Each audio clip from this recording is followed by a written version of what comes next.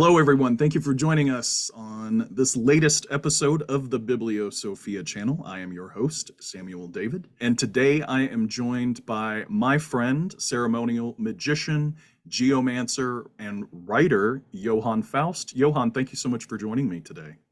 Thank you, Sam. Thank you for having me. I greatly appreciate it. I'm happy to be here.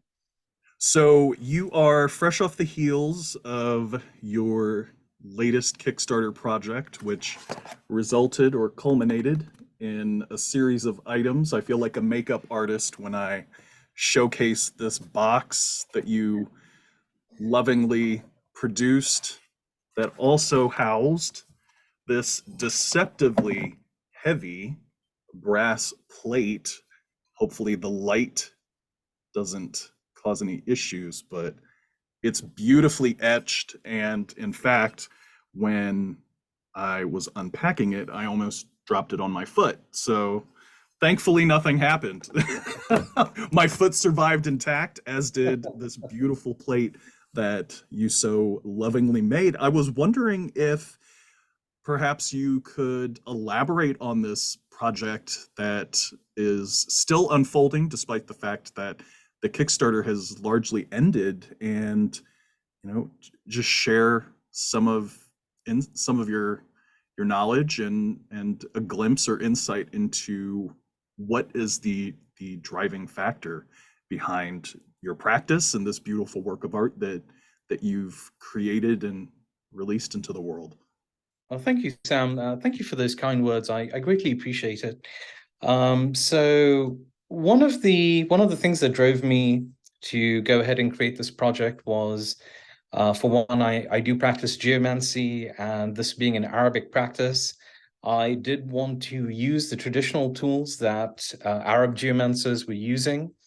And that kind of culminated with me making sets like these. They are called Kira dice. And essentially one throw of these will give you all four figures in basically one roll of the dice. And I've found them to be an extremely handy tool. I've observed geomancers using them in the Middle East, which is where I happened to live prior to me immigrating to the United States. And this being an Arabic practice, I wanted to recreate those tools. I've seen people using polyhedral dice. I've seen dice, regular game dice being used. I've seen druid sticks, these little sticks with little lines in them. And those are all fine tools to use in the practice of geomancy. However, there is a part of me that wanted to recreate the essence of the materials and the practice that I saw being performed when I was growing up in the Middle East. That led me to create the dice, and also led to the creation of that plate that you just displayed.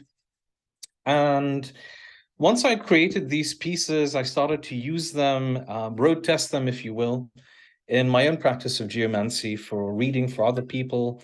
I have a regular practice at a store, an occult store in Kansas City called Casey Conjure. It's run by a good friend of mine who's a trained voodoo priestess, Mambo Julie. And basically, I read at her store every Friday, which is really where I was able to road test both the dice and the plate and kind of see, okay, are these tools, are they effective in doing my readings? And yes, they most definitely are. And then from there, that led me to want to create those and to put this as a project out there.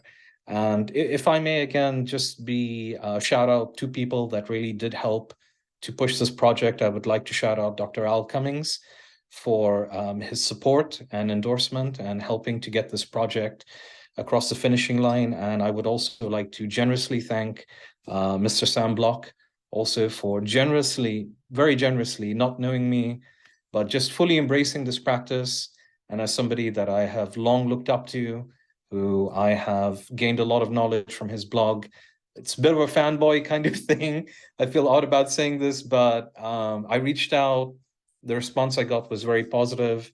And both of these two people that I would consider almost to be mentors of mine in regards to the amount of work that they have put out, the heritage in keeping this tradition alive in the West, and so on. The embrace from the community was like nothing I've ever felt before. And for that, I will always eternally be grateful to these two individuals for accepting and for helping to promote the project. So much thanks to them, and much thanks to the community for making this a success.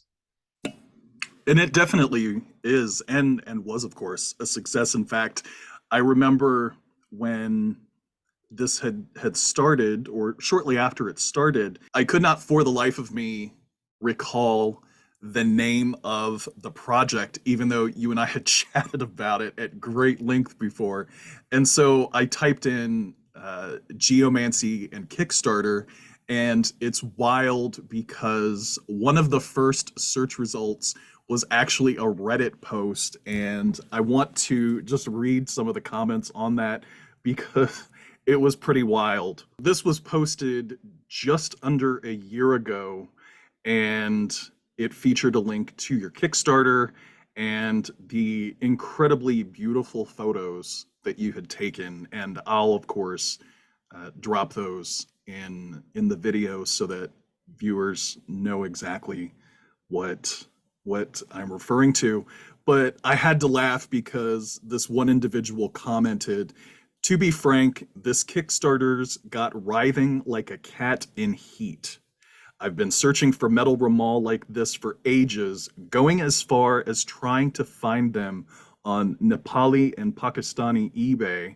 I use a set of ebony ramal in my normal geomantic practice, but I've always wanted a set of brass ramal."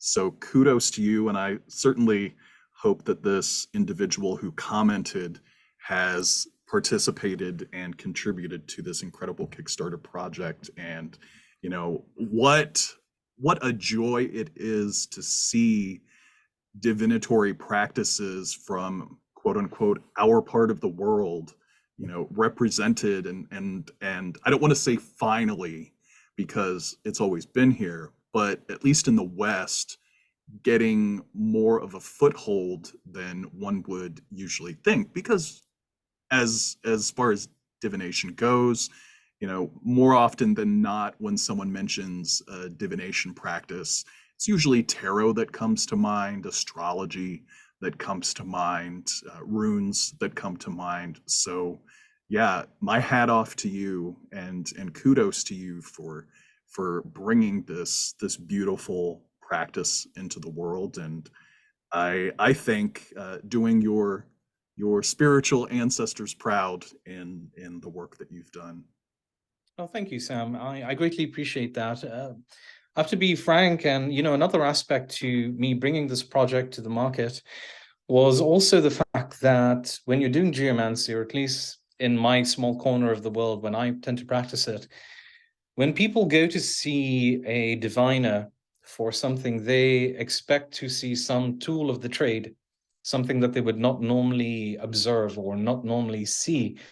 And to that end, I wanted to make something that represented geomancy, something that wasn't seen in this part of the world. And the same way that tarot card readers, a tarot card reader can put on a spread, and it could be an elaborate gilded deck with gold leaf and gold foil and so on and so forth.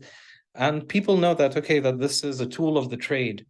And when I was doing my readings, I wanted to create something that would also give people, it would be first utilitarian, because I believe in utility first. And when you're doing a reading for somebody, you have to very quickly be able to comprehend what pattern is being cohered in geomancy to give the person, okay, which way is this reading going? And when you're having a face-to-face dialogue with somebody, you need to basically have a tool that can give you all four mothers in geomancy, the first four figures that fall on a chart. You need to create those really quickly after you do your opening prayers and supplications. And, that's what I wanted to create. And then I wanted not only to create those tools, but I wanted them to be beautiful. I wanted them to fit into the palm of your hand. I wanted a calling plate. And those were some of the factors that led me down the road to create this tool, and also to highlight the roots of this practice, the tools that were traditionally used, because a lot of times when people, they say geomancy, it can be easy for a lot of people who've never heard of this to think it's a dead practice. And, you know, kudos again to the people that I look up to for keeping the practice alive. And, you know, I would also like to make a contribution to that end by adding these tools for anyone who would like them to participate in the heritage of this divinatory practice. So, to that end, I do have to ask, because we live in a culture of sensitivity to indigenous practices, indigenous identities, multi ethnic relations, if you will. Have there been any challenges as a Middle Easterner who is practicing this in bringing it to a largely white Western audience in your day-to-day practice, or even in the presentation of this Kickstarter or Geomancy as a whole? Some of the challenges that I would say I initially faced was it's a lot easier to do geomancy than it is to explain it to somebody. I mean, you can go over the history of the practice, but in how you do it, explaining that to somebody is a little bit challenging. Some of the other aspects were, I guess, making sure it met a certain standard. And I didn't want to put out anything that was cheap. I wanted it to be 100% brass.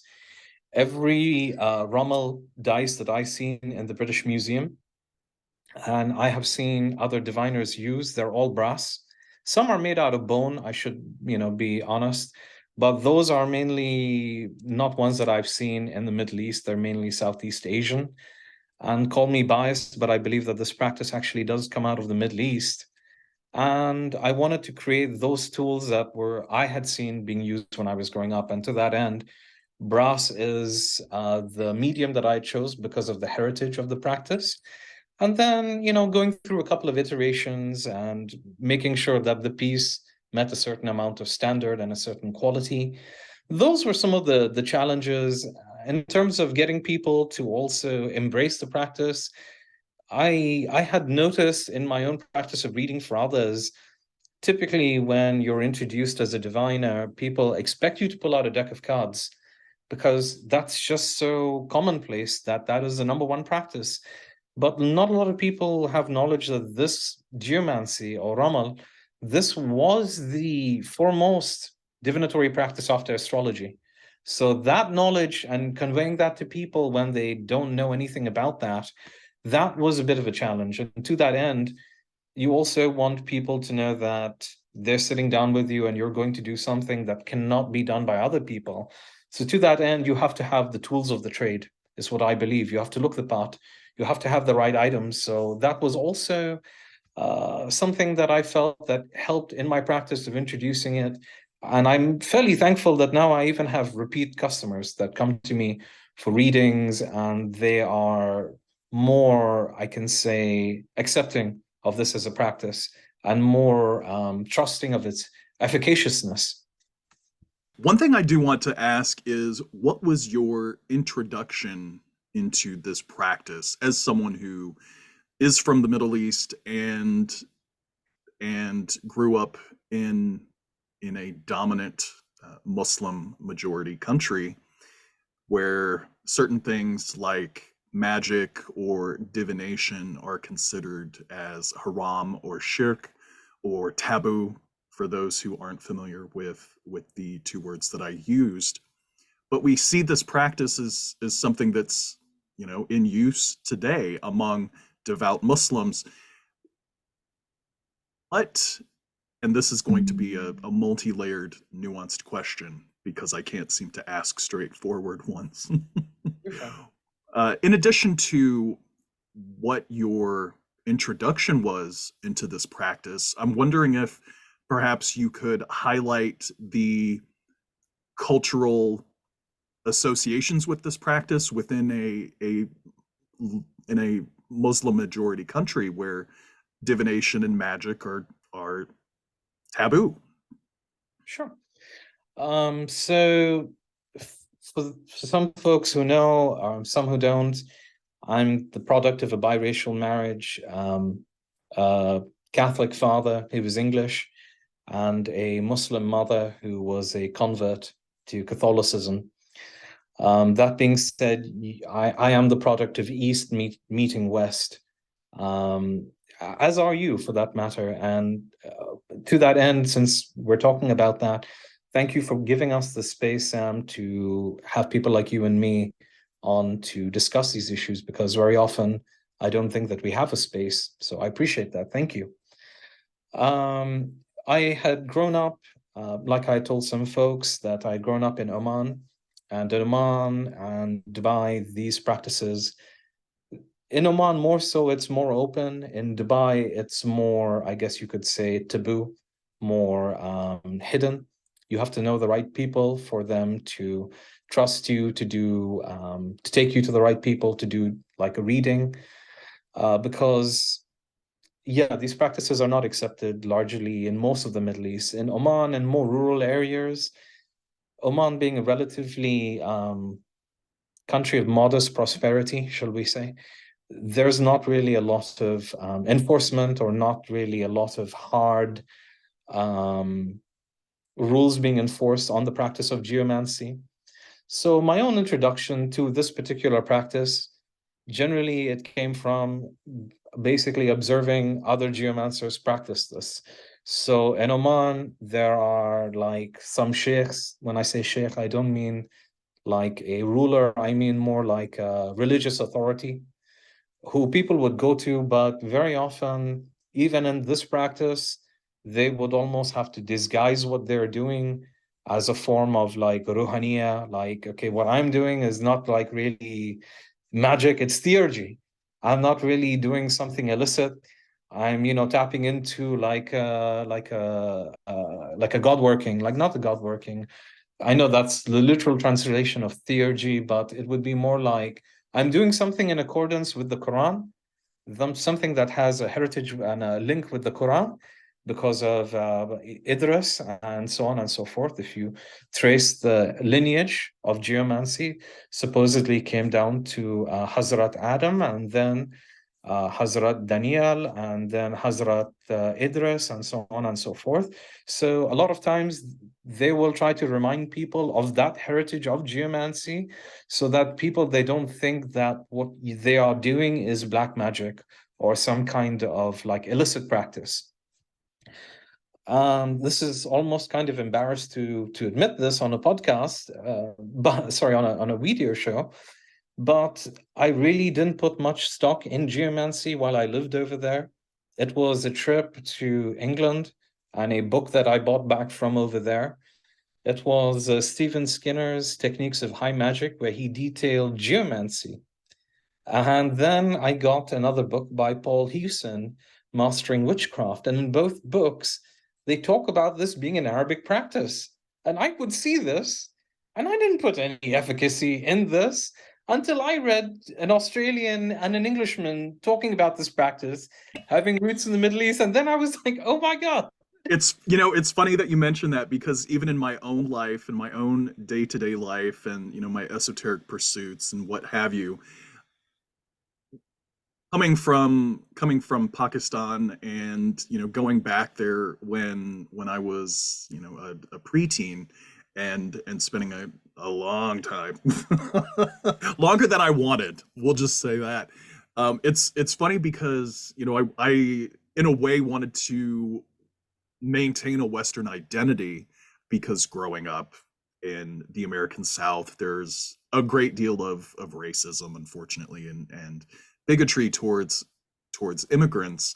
And I found myself, as I become more immersed in an alternate spirituality, and going back to my roots, one could say, I found myself picking up books here and there by Western researchers, Western academics, and thinking, why is why is it why does it take a white guy to to drag me back to my culture, when I've wanted so long to largely divest myself from it, because being a quote unquote third culture individual in the West today is such a difficult thing to navigate when we have, you know, an ethnic uh, cultural identity on one side and a transplanted identity on the other. So, you know, I feel your pain, I feel your struggle, and I appreciate that struggle as well. No, and you know, growing up as a biracial child, I can completely understand where you're coming from. I mean, you know, when you're playing soccer, if you're the one missing a pass, you can always hear somebody saying something like "darky." You know, I mean, those were some of the things that I grew up hearing. You know, even though I grew up in, yeah, I would, you know, Oman is by and large a fairly moderate place. It's not an extremely, it's still a Muslim country, but it is not like, let's say, some of the more harsher countries where there are, you know, strong injunctions against this and that and do and don't and so on and so forth. So I completely get it. And it's one of those things where I think even though culture and the transmittance of knowledge is going across borders seamlessly, very often people like you and me don't have a space. So I feel your pain and some of the things that you're talking about because, like I'd said, you know, if you're playing soccer, and let's say, you know, this I'm talking about when I was maybe 13, 14, even at such a young age, if you're the one missing a pass, you know, you can hear someone whisper, "Oh, darky," you know, something like that. So uh, I get where you're coming from in that struggle when you're young, because people like you and me, we are the children of East meeting West. And even though culture and knowledge seamlessly translates across borders, identities just don't. It's almost like we exist in some kind of third place where we're neither East nor West, just somewhere in the middle, accepted by neither. So I know exactly what you mean, and I can certainly empathize with that because a lot of the things that you just said resonate with my own upbringing and my own background growing up, you know, where we just really don't belong to either culture and there's no space for us.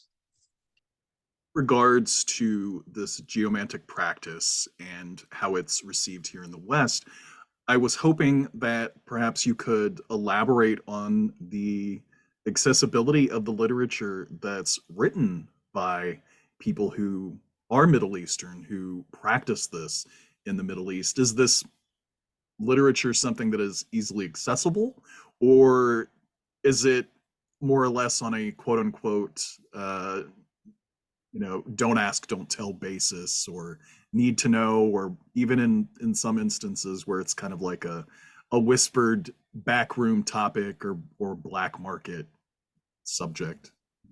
Certainly. I'll address that, and I can even go into some of the times I've seen geomancers work and some of the culture that I have observed this practice being used in. Now, um, this is something that we've talked about before. I've spent a lot of time in Pakistan, and I've had an opportunity to sit in with some Pakistani geomancers. So for those who are not very familiar with Southeast Asian culture, Pakistan, in this country, there is a sizable Shia population. And the Shia community, by and large, they seem to have more of an acceptance towards more of the esoteric arts and sciences that hail from the Arabs. Moreover, there is also a fair amount of Arabic texts and texts that are written in Siraki, which is like a dialect spoken in Pakistan, and a couple of other dialects there where geomancy is preserved. And even in the Middle East, there are a great amount of tracks that in Iran, in Persian language, that there are a lot of geomantic tracks that are written that up till today they have not been translated. My own first introduction to, I guess, maybe sitting down with somebody and observing geomancy in practice I mean, I've observed it back home and people doing geomancy also, but this was the first time I would say I was able to sit in with a really proficient practitioner and watch him perform geomantic divination. So it was in the port city of Karachi, which is a fairly cosmopolitan place. There's a rich tradition of political geomancy in Pakistan. And for some folks who don't know, it can also around election season, it can be a kind of a rough place. And there are any and all number of people that go to geomancers to have political geomancy done. And I got to sit in on two sessions of geomancy with a Pakistani geomancer and watch him address a querent and to give a political reading on a situation and so on and so forth. And that really did open my eyes to the wide array of uses of this practice. Because the majority of readings that most people they think about asking a diviner, they're usually love readings or how will this relationship work out, and no one ever thinks to predict about political issues. And I'm really excited to say that in that part of the world, there's a very rich heritage of political geomancy. Moreover, there are also, even though it's an illicit practice, I can say that without any hesitation. There is an illicit practice, and even if somebody does accuse you of performing magic, it can be quite bad for you. The sanction for performing that kind of thing could be some rough street justice, in which case you would be lucky to be arrested, to not fall into the hands of a mob. So the stakes are extremely high, but I believe when the stakes are high, that is where you get real skill. That is where you have people that have reached the pinnacle of their career in this art. Because even though that this is an illicit practice in Pakistan, if you happen to be extremely proficient at it, you can be accused of anything and there will be people that will get you out. If you think the wealthy in America have it easy, in Pakistan, the wealthy are like gods. They are like gods walking down the street. And if you are in trouble or somebody accuses you of something, even though it's an illicit practice, nobody will touch you because your value, your efficacy, there are patrons that will patronize you, that will use your skills, that will have need of your services. So there's a very rich tradition. That was something that opened my eyes. And also in Oman, there are some sheikhs that do geomancy. And typically in Oman, though, the questions are more mundane ones because Oman, as I mentioned, is a country of really modest income. So more of the questions that people they tend to ask in Oman are typically about marriages, about business ventures. But in Pakistan, I would say that is where my eyes really opened to how big this career could take you, how big your skills can get, and the efficacy and faith in which people they put their hands into a geomancer, to come to you for questions about political alliances, about the outcome of elections, about counter strategies to people doing things against you.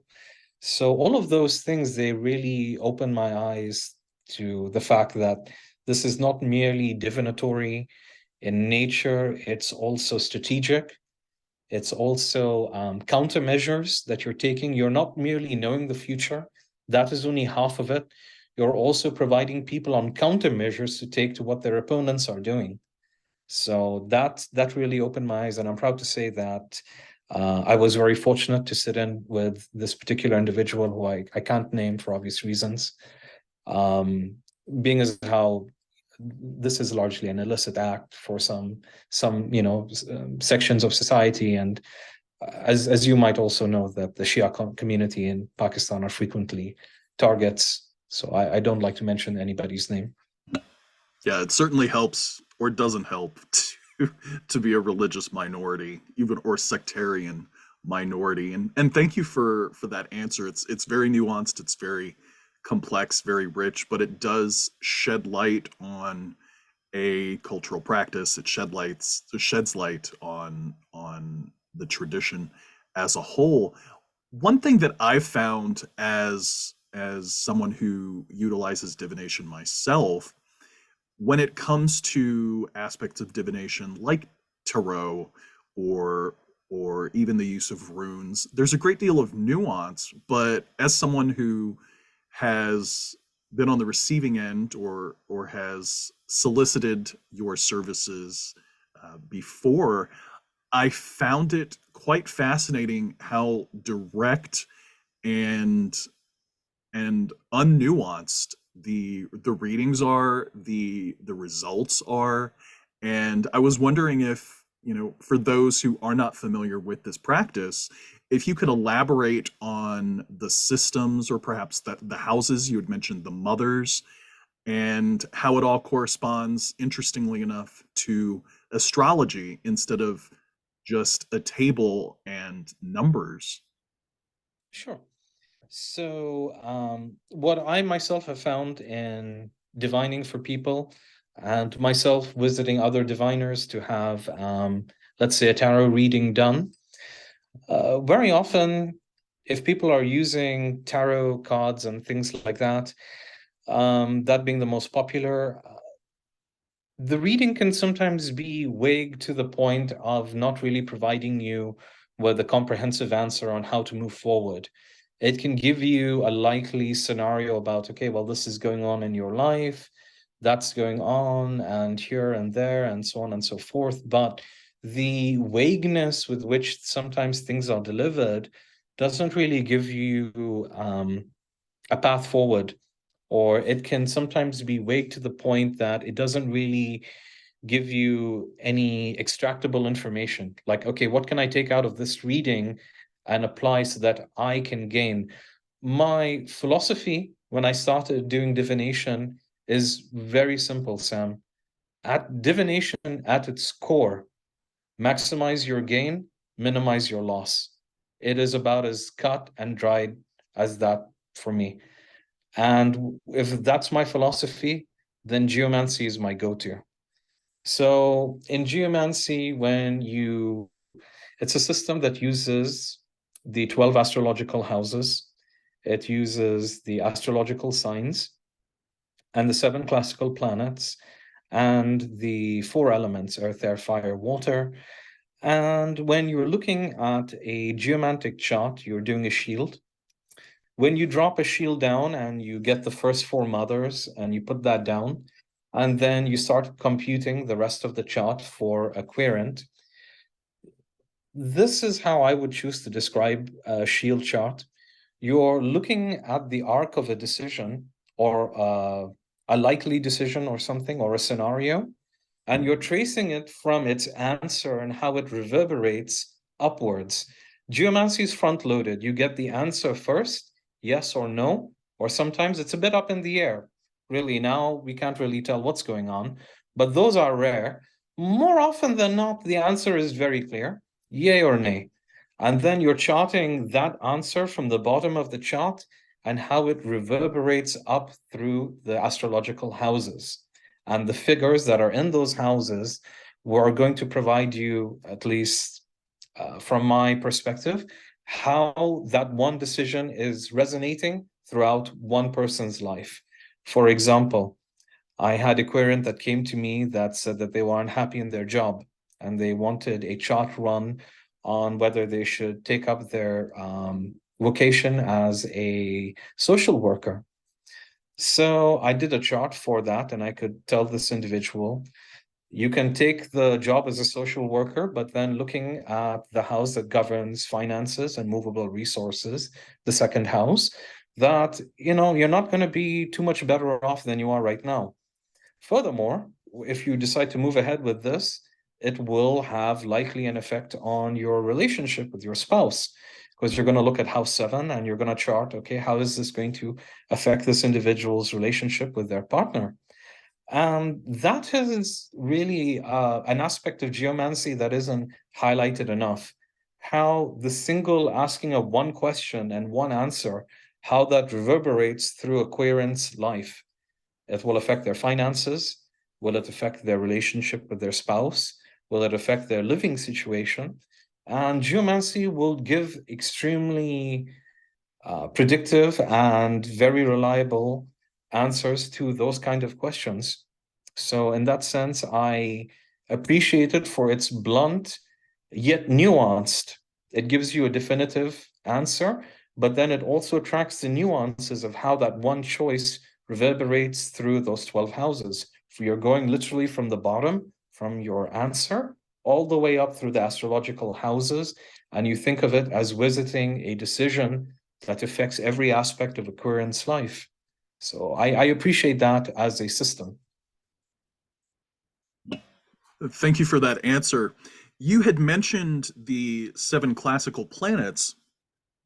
I'm wondering if perhaps you could elaborate on whether or not the inclusion of the additional planets that we know today that have been incorporated into astrology, if there are any practices with geomancy that incorporate the additional planets as we know them today, as opposed to being reliant solely upon the 7 classical planets of antiquity. Certainly. So the one book that I was able to come across, basically that lists those, that is coming to me right now, is Franz Hartmann. And his book, I think it lists the additional planets. But for me and how I choose to read, I only focus on the 7 classical planets. Not to say that the other planets don't have their place or that they don't have symbolism that can be utilized, but merely for the purpose of my own practice and my own practice in reading, I focus on the 7 classical planets and the information that I'm able to convey given those 7 the 7 planets, and generally the astrological houses, the witnesses, and the judge, and so on and so forth. There is more than enough nuance, detail, and elemental understanding of how things will unfold within that particular tableau of reading that I never really felt the need to incorporate the other planets, even though I know that there are systems out there that use that. But I just generally never had a need to incorporate those additional figures or those additional planets into aspects of my reading. And you know, maybe there are readers out there that are able to shed light on that. But for me and my own practice of reading, it never really, you know, factored in. I'm utterly, at the end of the day, I'm a pragmatic person.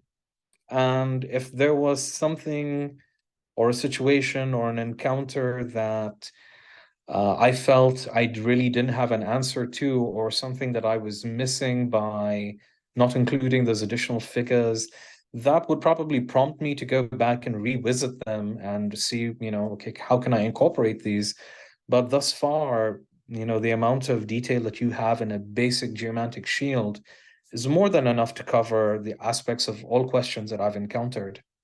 I can't help but, turn my eyes back to the beautiful plate that you've made. And correct me if I'm wrong, these tools are not machine made. Is that correct? They're made largely by hand.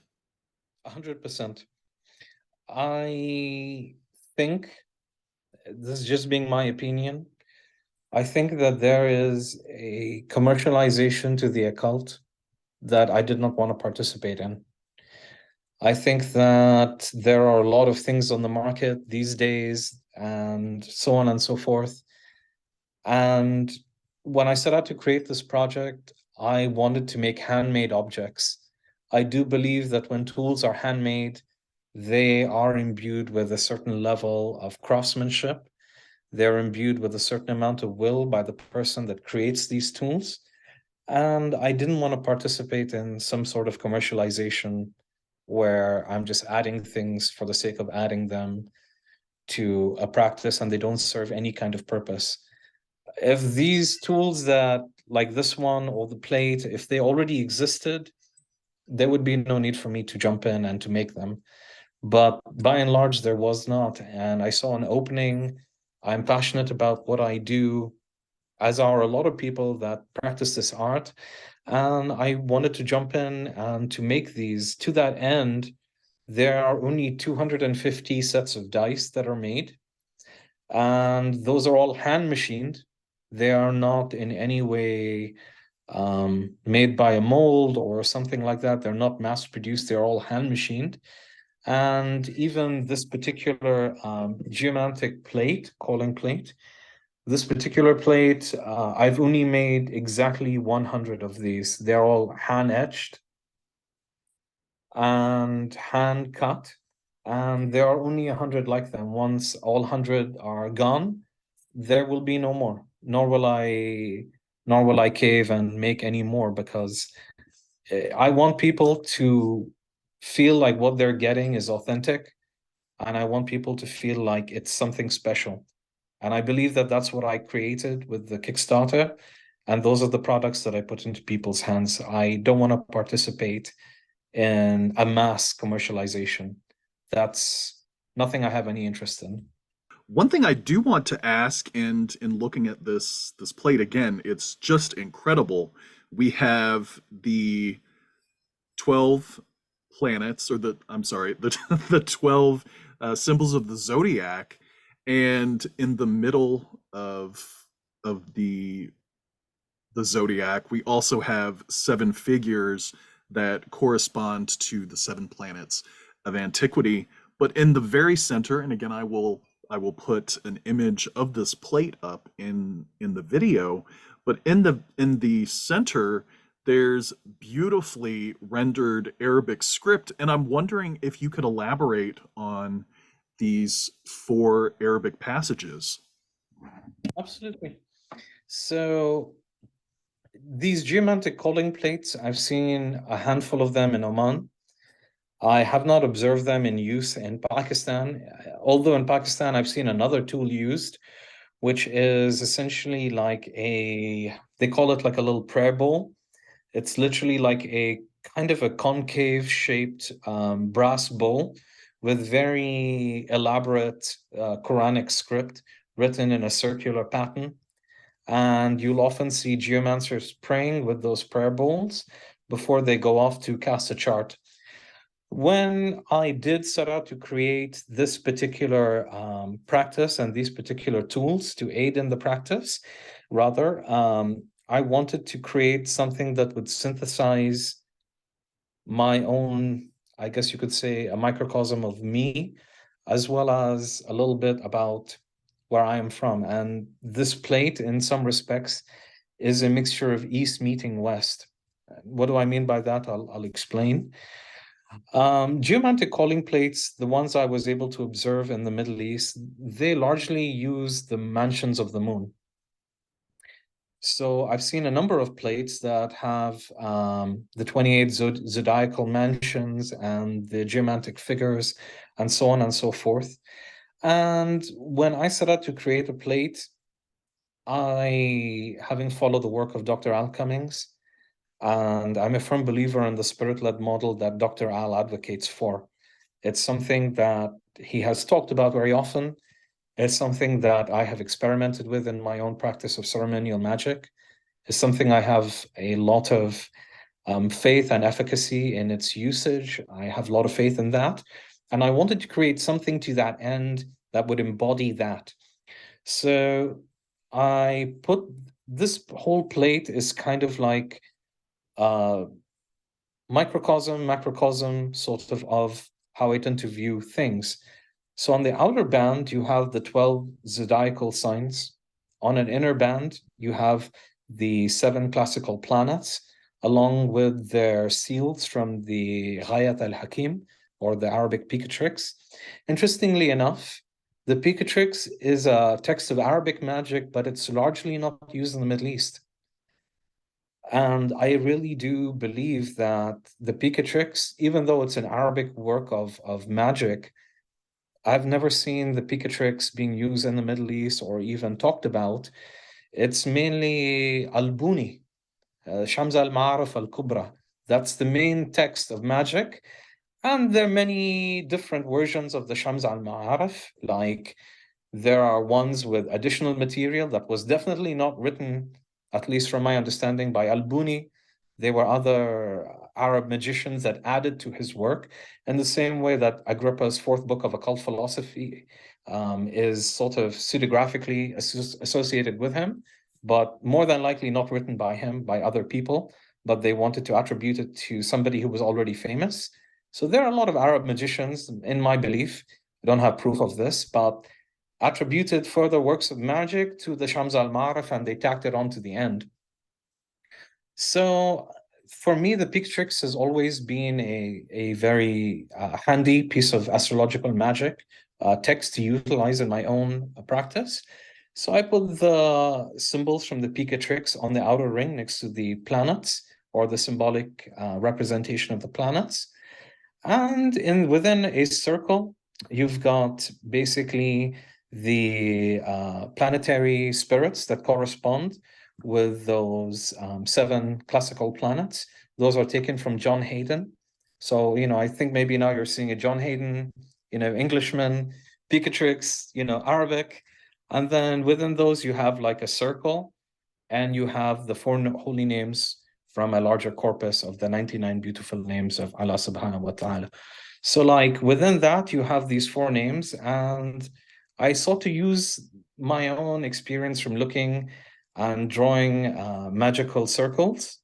I wanted to incorporate that specific model onto a plate. As I said before, I'm a firm believer in the spirit-led model. These planetary spirits that are inscribed on the plate, using the plate, you can call them into a reading. As a matter of fact, the little incantation on the box. I'm going to delicately take the box that I have, and again, I feel like a makeup artist, a YouTube makeup artist. I'm going to be showcasing this. So this is the interior of the box, and it states, "Arise, ye spirits of the celestial spheres, and come forth.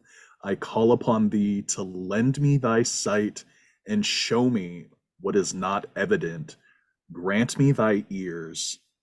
Thus what is hidden may be revealed unto me."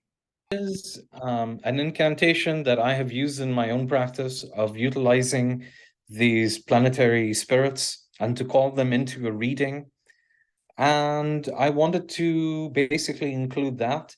And I wanted within the circle where those seals are, I wanted these 4 holy names for basically for God.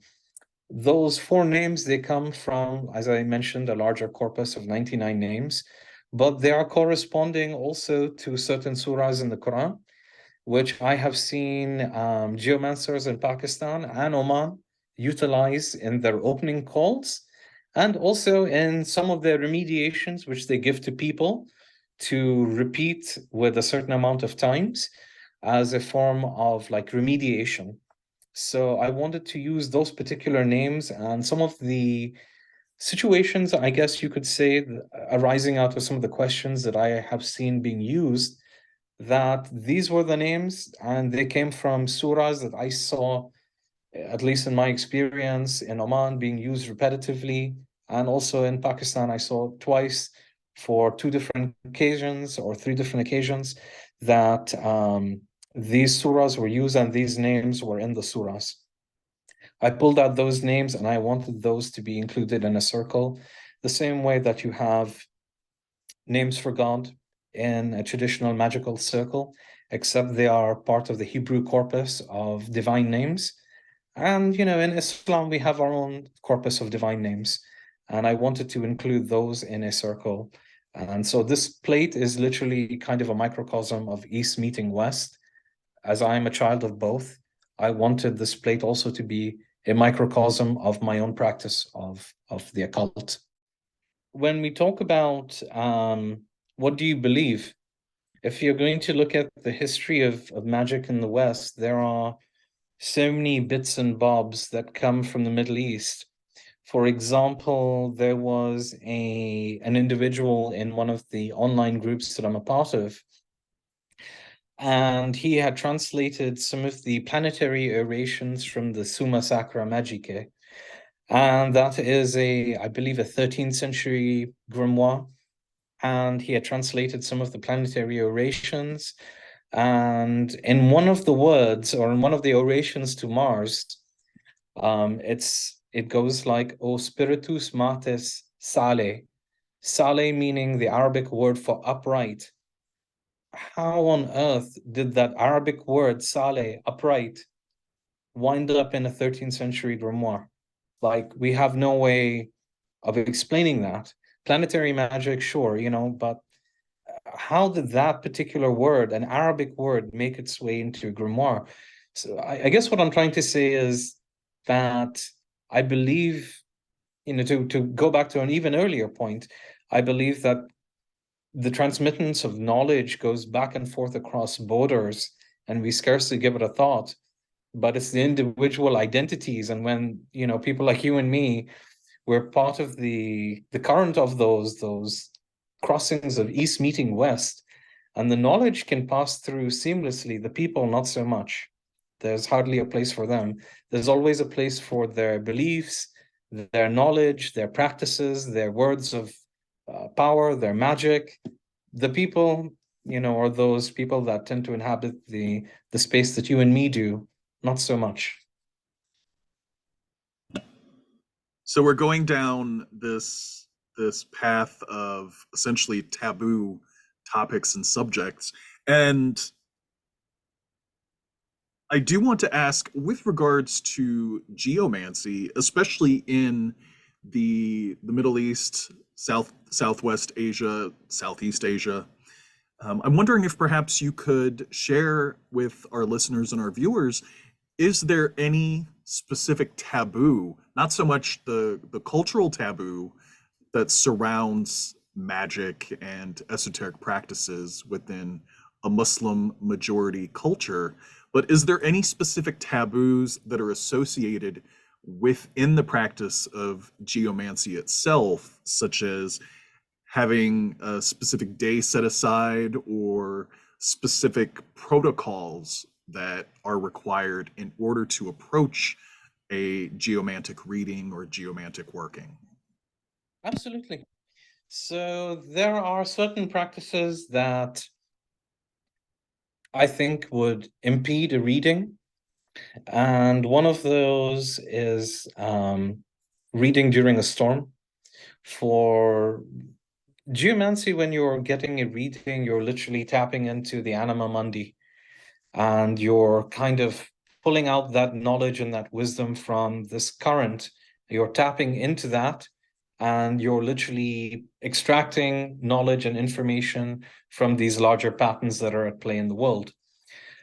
For reasons that I'm not quite clear of, and I have experimented with this to do readings when there are storms or when it's thundering outside, for whatever reason, you will never get quite an accurate answer. Moreover, the chart that will be presented to you will likely not make much sense. That could be one thing that I would say. There are also things called halted charts. If you, again, go ahead with the reading, you will find that more than likely, I shouldn't say more than likely, almost 100% of the time, you will find that the reading will not give you very useful answers. It will be the equivalent of kind of a gobbledygook. It will explicitly tell you things that are not true, and the knowledge you will convey to somebody will be of no particular usage to that individual. Those are a couple of the things. In terms of like pre-ritual work, there are a couple of things also that I believe that would aid a geomancer in being more proficient and more coherent at this art. And a couple of the things that I can highly recommend: ritualize, ritualize, ritualize. The process of divination isn't as simple as I pick up the dice, I repeat some words, I roll them, I drop them, and then I just go about a task mechanically. I don't believe in that. There are many things that you can do to ensure success. For one, if you're overly tired, or you're in an extreme state of despair, or an extreme state of hunger, or there are other things on your mind, don't do the divination. I fervently believe that the mind of the diviner is intimately connected to the process of divining. And I don't mean merely in the act of extracting meaning from the symbols that are presented to you. I believe it comes from a part of the diviner's spirit tapping into the current of what's going on and extracting from that larger current information. That is something that I would fervently avoid if my mood is not good. I don't believe that I can be of service to the people I read for, nor will I be of service to myself. Going back to something that you had mentioned earlier, we talked about the spirit model. I'm wondering if you could elaborate on what specific types of prayers are utilized when it comes to a geomantic reading or a geomantic working or casting a chart. Is this a specific set of prayers that are derived from an Islamic practice? Each geomancer, whether in Pakistan or even in Oman, they have their own very closely guarded way of doing things. Even their remediations and what Quranic prayers, what like ta'weez, which is like an Islamic amulet, which I have some experience in making. All of those things, they keep them very close to the chest. Like, especially in Oman, the knowledge is directly transmitted master to student. And not easy, those geomancers don't easily take on somebody. They will vet you very carefully to make sure that you are a devout Muslim, B, your lifestyle is cogent with their own, and that their, let's say, spiritual beliefs and their dedication to the religion, in this case Islam, is cogent again with the geomancer, who is like, I guess, teaching you that those things are carefully syncretized between you and them in order for them to accept you on as a student and to teach you everything. In other places, more like Southeast Asia and so on, again, people are very cagey when you ask them about their method, their technique, what they do. Everybody keeps the cards very close to their chest. So that being said, I have experimented with Quranic prayers and I have gotten very good results. However, Dr. Al, who is somebody I would consider a mentor, he has released a book called Nazath. And Nazath is written in the language called Enochian, which was presented to Dr. John Dee during his scrying sessions. I have utilized that book in a great number of readings. I use the prayers to open up the reading. I use some of the prayers in remediations. I use some of the prayers to close down the readings. I can firmly attest to the fact that if you use that book often enough and you develop a relation with those prayers, with the things that are going on when you are tapping into that current while reciting the words, that for one, just observable phenomena, just purely observational phenomena, you won't have any halted charts. Okay, I'm not saying on the first time you use it, I'm not saying on the second time you use it. I'm saying when you develop a daily practice of doing readings and using that book and the prayers contained therein in your daily readings, you will notice either a complete cessation of halted charts or they occur extremely rarely. Extremely rarely. I'm talking about one out of maybe 590 readings. I know because I've counted. That's the level of specificity that I can give you. Something else also that just came to mind when going back to what we were talking about earlier about being a proficient diviner. Just one last point.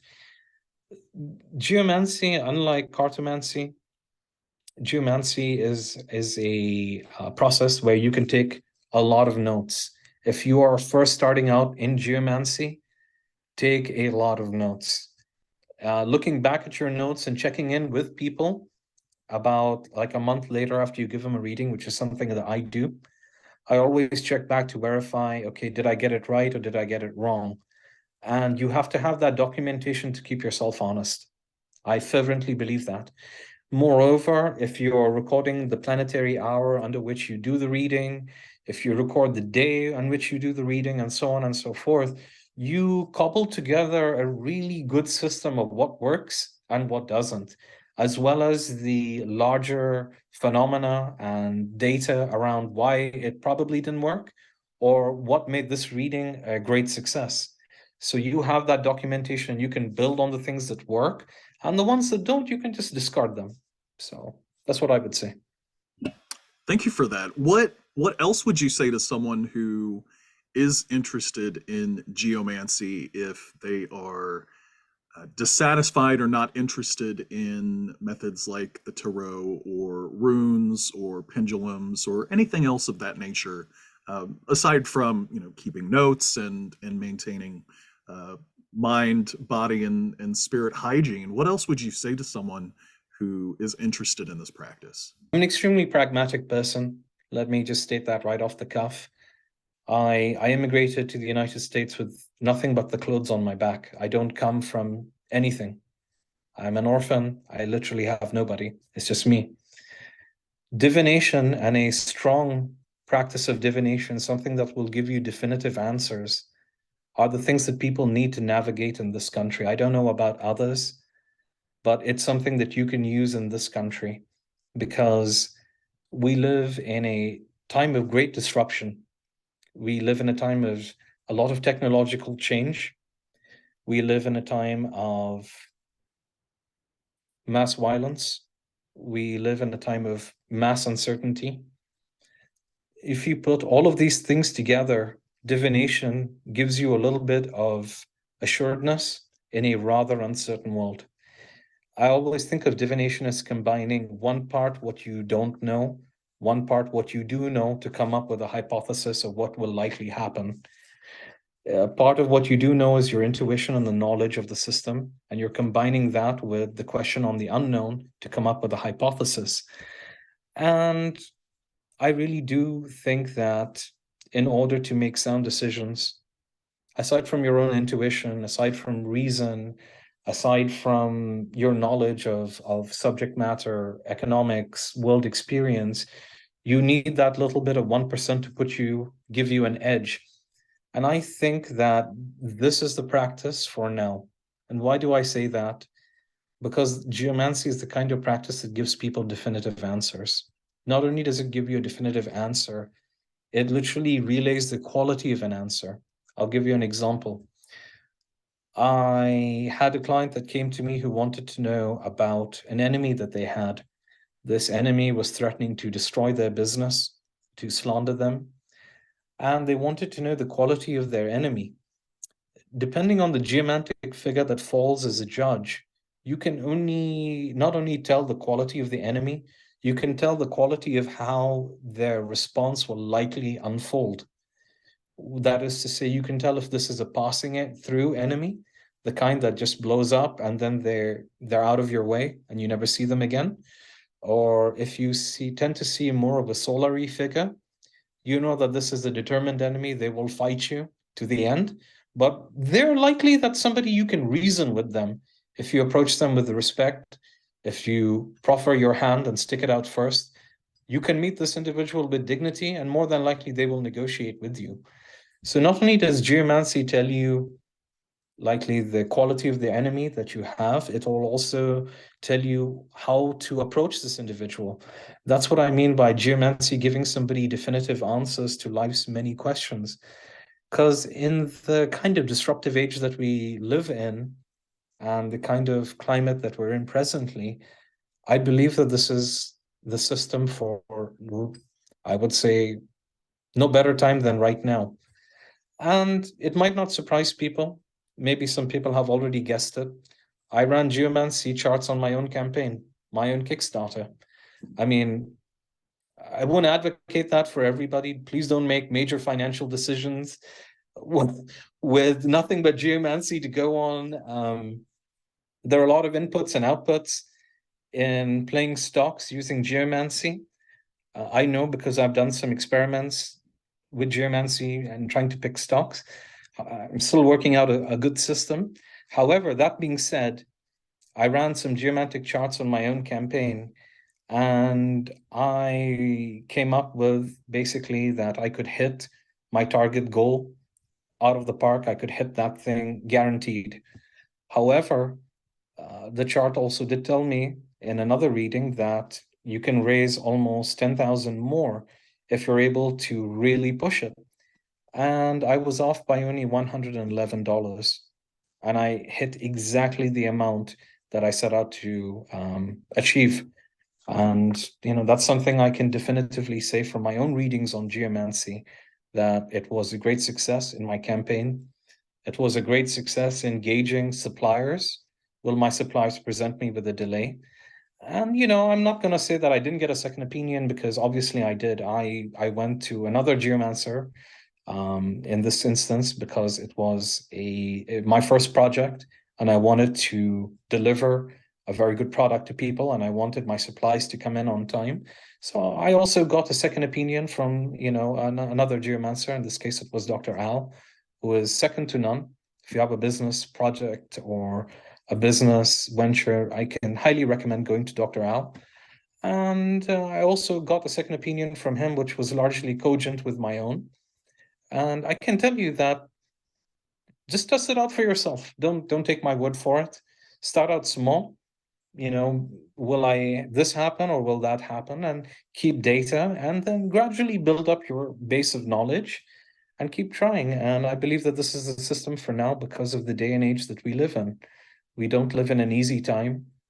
There are a lot of, I would say, things that people have to worry about. And there's been a pandemic that killed a lot of people. People are still recovering from that. People's businesses are still recovering. And having an oracle or a divination system on your side does provide you with a lot of insight into how to maneuver around these obstacles in life. So that's what I would say. Excellent. Thank you so much. One thing I do want to ask, with the success of this Kickstarter, with the success and the following that you've garnered with your own geomantic practice, what else is in store? Do you have any additional practices or perhaps projects that you're working on? Any other services that you're sharing with the community at large? Yeah, absolutely, Sam. What do I have? Geomantia, which is a company I founded with my partner. And what we do is we provide divination. My partner is also a fairly skilled diviner. We provide clients with readings. We also, as I mentioned, we did a Kickstarter project. And there's a lot of geomantic tracks in Persian and in Arabic that have not been translated. There's a lot of geomantic information that is out there that very few people have tackled on as projects. I fully intend to tackle some of the literature and to bring that, and please keep an eye out for those projects. Moreover, our day-to-day ventures and our day-to-day business, it's largely, we do spell work for people. I undertake readings. We do candle work. We do spell work. We do geomantic readings.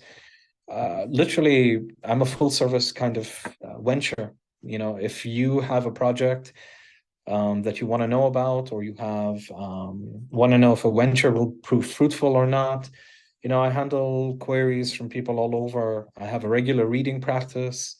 So yeah, and those are some of the things that we offer: divination, spell work, so on and so forth. And then we also have some book projects in the works. And aside from book projects, we also have a couple of Arabic and Persian texts that we hope to tackle and to bring those to the market. And hopefully that those projects can be a success. There's a lot of geomantic texts and tracks that are out there. And unfortunately, in the West, the only tracks that we have are a handful, just maybe 5 or 6 major works on geomancy that are available that we have in print. That those things alone formed such a rich tradition that presently is Western astrological geomancy. There are more systems out there. There are systems of geomancy that combine to use numerology. There are systems of geomancy that unlock halted charts. There's a very many different approaches that are out there. And those are some of the projects that I hope to bring to the market, and I hope to spread that knowledge and to reveal that information, in addition to just keeping the lights on at Geomantia and booking readings and spell work and so on and so forth for people. Where can people find you if they want a reading or they want to follow you on social media? Absolutely. If anyone would like to book a reading, they can directly instant message Geomantia. It's on Facebook, it's on Instagram. If they want to find me, they can find me at Johann Faust at Instagram. They can find me on Facebook if they would like to book a reading. If you would like to book a reading, I conduct them over Zoom. If you can't meet, I can also record the reading and send you a recorded message. I also do spell work, and I send people pictures and recordings of the spell work that I do for them. So yeah, those are some of the places where you can find me. Those are the services that I offer. And yeah, I hope to bring some more projects to bear. And hopefully this information will shed some light on what is geomancy. It will shed some light on what are the tools used in geomancy, as well as I can show some respect and appreciation to the people that I consider my forebears, namely the two geomancers I mentioned at the start, who, again, to reiterate my thanks, are largely responsible for keeping the light of this heritage in the West. Well, it was good to see you again. I mean, I always enjoy our conversations, and of course, you know, the assistance that you've given with the divination that you've done, and you know, eventually I will make my way to your corner of the Midwest, and you know, we'll have to hit up some local museums because you know that's all I want to do anymore. in my dotage, go from one museum to another. But thank you Yeah, so much for joining me on today's episode, and of course I will put your social media links in the description of this video, and I will of course link to not just your profile and your social media, but also the social media for your practice, your business, and that of your partner's practice. So again, thank you so much for your time and for joining me on this episode today, Johann. If you're a new viewer and would like to stay up to date with the latest from BiblioSophia, be sure to like, subscribe, and turn on notifications for our channel.